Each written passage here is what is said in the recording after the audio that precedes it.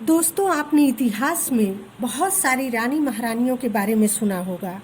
आज मैं आपको उस महारानी के बारे में बता रही हूँ जिनका इतिहास में मुगल काल के शासक जहांगीर के शासन में जबरदस्त प्रभाव रहा है। उसमें अद्भुत प्रतिभा व बुद्धिमत्ता थी। वो बड़े बड़े राजनीतिक व प्रभावशाली मंत्री भी उसके निर्णय के सम्मुख नतमस्तक हो जाते थे। वह स्वयं झरोखा से प्रजा को दर्शन दिया करती थी। शासन की तमाम आज्ञाएं उनके नाम से निकाली जाती थी। ऊंचे ऊंचे पदाधिकारियों को वही आदेश देती थी। सिक्कों पर उनका नाम अंकित होता था।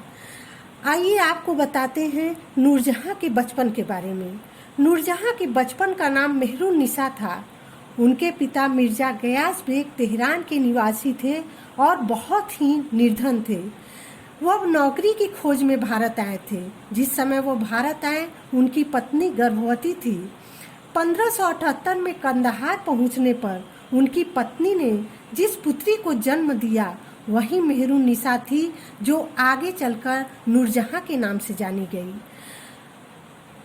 कठिनाइयों के कारण उन्होंने अपनी पुत्री को एक पेड़ के नीचे छोड़ दिया और आगे चले आए। आगे आने पर उनको एहसास हुआ कि उन्होंने गलत किया है। वो पुनः लौट कर गए और अपनी पुत्री को उठा लिया।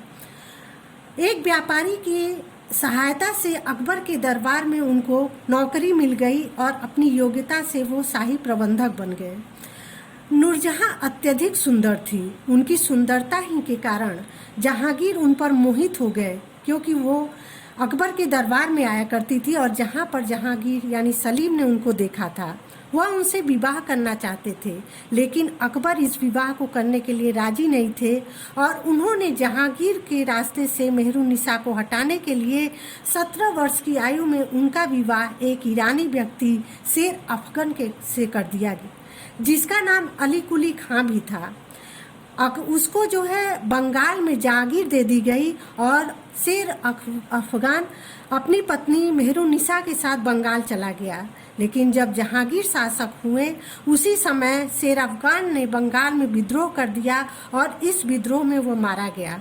शेर अफगान के मरने के बाद जहांगीर ने नूरजहां और उसकी पुत्री लाडली बेगम को पुनः आगरा बुला लिया और सलीमा बेगम की सेवा में रख लिया और 4 वर्षों के पश्चात 1611 में जहांगीर ने नूरजहां से विवाह कर लिया और उसके बाद मुगल काल में बिल्कुल जहांगीर का के शासनकाल में नूरजहां का प्रभाव था। दोस्तों, ये थी मुगल काल की प्रभावशाली महिला नूरजहां की कहानी।